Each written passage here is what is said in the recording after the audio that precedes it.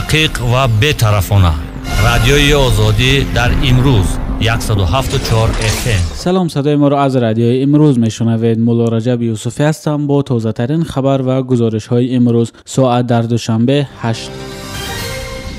حمله هوایی ائتلاف تحت سروری امریکا با هدف بیرون کردن گروه تندرو دولت اسلامی از رقه 29 شهروند ملکی سوریه با شمول 4 کودک را در 24 ساعت گذشته کشته بر جای گذاشت. در این باره مانیتور جنگ روزی گذشته خبر داد با کشته شده ها خانواده عبارت از 14 نفر شامل است. گفت گروه ناظر حقوق بشر ائتلاف تحت سروری امریکا تا حال به این اتهام پاسخ نداده است، اما قبلا گفته بود که برای جلوگیری از هلاکت شهروندان ملکی از چاره‌های فوق‌العاده کار می‌گیرد و مورد خسارات را بازجویی می‌کند. ائتلاف تحت سروری امریکا ماه گذشته گفت که از آغاز عملیات در سال 2014 دست کم 600 نفر ملکی در سوریه و عراق هلاک شد.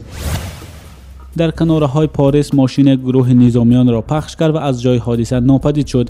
با گفته خبرگزاری ریترز در این حادثه 6 نفر آسیب دیده و از 2 نفر آنها وخیم ارزیابی می‌شود. پلیس عملیات ویژه جستجوی جنایتکار را آغاز کرد. شهردار لیولو پره که حادثه در آنجا به وقوع پیوست، حمله ماشین به نظامیان را عملی تحریزی شده نامید. با گفته شاهدان ماشین در نزد سربازخانه قرار داشت و بیرون شدن نظامیان را انتظار بود. کره شمالی احتمالی ضربه زدن به پایگاه آمریکا در جزیره گوام واقع در قسمت غربی اقیانوس آرام را مورد آموزش دقیق قرار داده است. در این باره فرماندهی نیروهای کره شمالی روز 9 آگوست اظهارات پخش کرد. در اظهارات آمده است که برنامه حمله موشک‌های میانه پروازی خواسان 12 که نظامیان کره‌ای بر سر آن کار می‌کنند برابر اجازه رهبری دولت فعال می‌شود. چند ساعت پیش از پخش این اظهارات پرزیدنت آمریکا دونالد ترامپ پخنیان را هشدار داد که اگر از تهدید آمریکا دست نکشد با آتش خشم گوش ناشنید روبرو خواهد شد. واکنش ترامپ پاسخ به تهدید کره شمالی بود که گفته است به آمریکا پند جدی خواهد داد. دونالد ترامپ گفت خوبتر است که کره شمالی به آمریکا دیگر تهدید نکند وگرنه به خشم و آتش روبرو می شود که در جهان دیده نشده است و واضح بگویم با قدرت روبرو می شوند که جهان از این پیش هیچگاه ندیده است.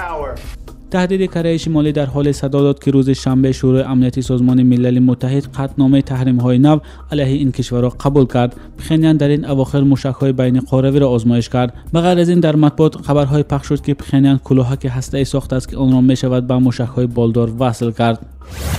پرزیدنت روسیه ولادیمیر پوتین گفت مسکو امنیت و استقلالیت منطقه جدایخوار گرجستان ابخازستان را کفالت می‌دهد. این نکته را 8 آگوست در ملاقات با رهبر ابخازستان راول خجیمبا بیان داشت. وزارت امور خارجه گرجستان سفر پوتین به ابخازستان را محکوم کرد و آن را نقض مرز دولتی گرجستان و ادامه سیاست‌های هدفمندانه مسکو نامید که علیه این کشور روانه شدند.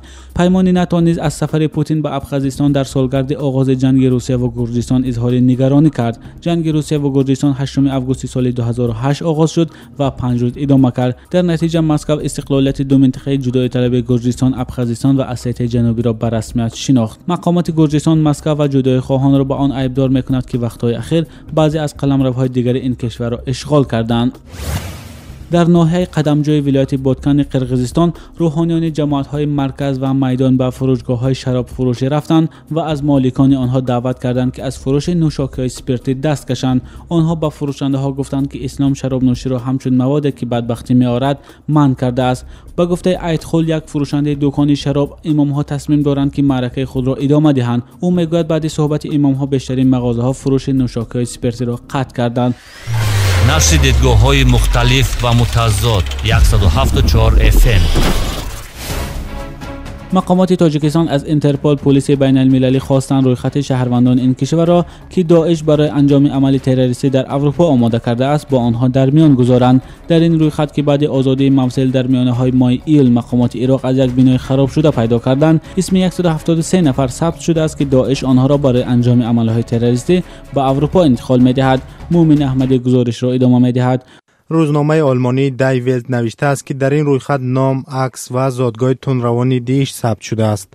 در برابر شهروندان عراق، تونس، مراکش، اردن و عربستان سعودی، شهروندان تاجیکستان نیز شامل این رویخط بودند. به نوشته این نشریه امریکا این رویخط را آموخته بعداً به پلیس بین المللی اینترپل داده است. یک نماینده ساختارهای انتظامی تاجیکستان روز 7 ایول گفت مقامات از پیدا شدن چنین یک رویخط که در آن اسم شهروندان تاجیکستان نیز هست خبر دارند و نسخه آن را از اینترپل درخواست کردند. او گفت باور دارند که این رویخط زود دسترس می شود، زیرا اینترپل نیز هوسمند همکاری و پیشگیری از تروریسم است. هم صحبت ما میگوید دیش در گذشته نیز شهروندان تاجیکستان را برای پیاده کردن عملهای تروریستی بیرون از قلمرو عراق و سوریه فرستاده است. مقامات نفری را که اولی سال 2016 از سوریه به تاجیکستان آمد بازداشت کردند. قرار بود این شخص در تاجیکستان عملیات تروریستی انجام دهد. در آلمان نیز محمد سعید سعیدوف یک شهروند تاجیکستان با درخواست مقامات انتظامی کشور بازداشت شد که از جنگیان گروه تندروی دولت اسلامی بود. محمد سعید سعیدوف ساکن 31 ساله شهرک شراره ناحیه ایسار اولی سال 2016 در آلمان بازداشت شد. مقامات آلمان گفتند که او همراه با پناهندگان سوریگی وارد خاک این کشور شده است. دادستانی آلمان اعلام کرد که نسبت به سعیدوف پرونده باز شده است. شرکت سعیدوف در جنگ‌های سوریه دقیق است، ولی معلوم نیست که او با کدام هدف وارد آلمان شده است. حالا معلوم نیست که اسم کدام جهادی تاجیک در رویخطی که عراقی‌ها پیدا کردند شامل است و همچنین معلوم نیست که این جنگیان بعد شکست موصل به کجا فرار کردند. عمرجان امامعلی سخنگوی وزارت کارهای داخلی تاجیکستان روز 7 ایول در صحبت گفت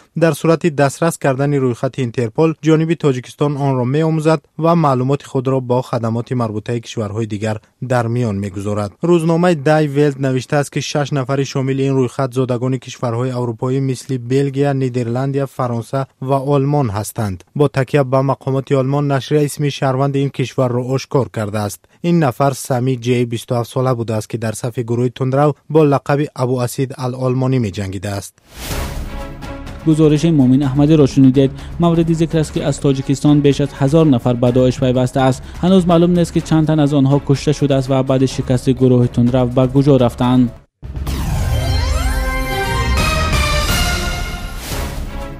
در تاجیکستان مراسم تمرین یا به اصطلاح مارشیروفکای دانشجویان برای آمادگی به تجلیل روز استقلالیت آغاز شد که قرار است روز 9 سپتامبر برگزار شود. همه ساله در تشکیل این جشن تا 50,000 نفر دانشجویان و مکتبخانه‌ها سفربر می‌شوند. خورشید همدم در این باره جزئیات بیشتر می‌دهد. تجربه تشکیل جشن‌های عظیم سرجمعیت با شرکت محصلان مؤسسه‌های تعلیمی که در جریان آمادگی‌های طولانی‌اش محصلان از تحصیل و استراحت کنده می‌شوند، صبح 8 اوگوست ساکنان محله‌های اطراف دانشگاه‌های واقع در پایتخت تاجیکستان از صدای بلندگویک‌های بیدار شدند که دانشجویان را در مشق‌های جشنی راهنمایی می‌کردند. حمیدالله خان فقیر رئیس دانشگاه تجارتی تاجیکستان و در گذشته سردار ریاست معارف شهر دوشنبه گفت که محصلان با معرکه جشنی آماده می‌شوند. و گفت هر کس وای خودش دارد، تمرینگر علایده دارد، وابسته به دانشگاه، وابسته به همون برنامه معین شده. هر کس میگه حاضر علایده بعد یک جا میشه 400 نفر. با گفته فاروق حیدرов سردار ریاست مکاتب عالی وزارت معارف و علم تاجیکستان در برنامه جشنی امسال 7000 دانشجو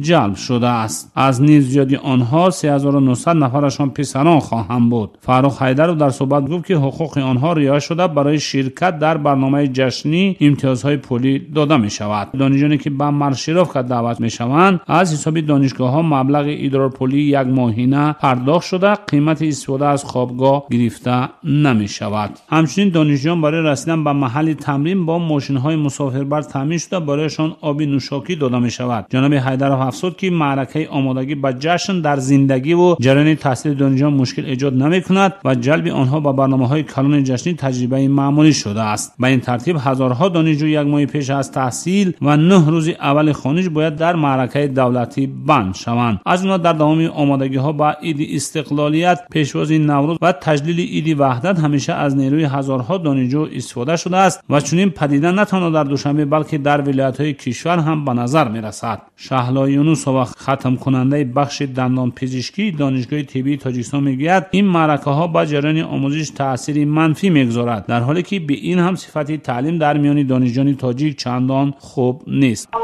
ما دانشجویان را تشویق به خواندن زیادتر تمرین کردن خوب شدن یک دکتر باشیم در این روزهای گرم تابستان و یا در روزهای خانش از خواندن ما را آزاد نموده و ما را به مارشیروفکا می‌فرستادند. خورشید همدم بود که درباره آغاز مارشیروفکای نوبتی دانشجویان در شهر دوشنبه گزارش میداد. صحیفه ما را در یوتیوب با نام آزادی ویدیو مشاهده کنید. آزادی ویدیو نمای از واقعیت‌های روز است. شما خبر و گزارش‌های رادیو آزادی را روی موج 107.4 FM در پیشنهاد من مولا رجب یوسفی شنیدید. تفصیلات بیشتر این مطلب‌ها را می‌توانید در این سراغ azadi.org بخوانید و تماشا کنید. رادیوی آزادی در امروز 107.4 FM.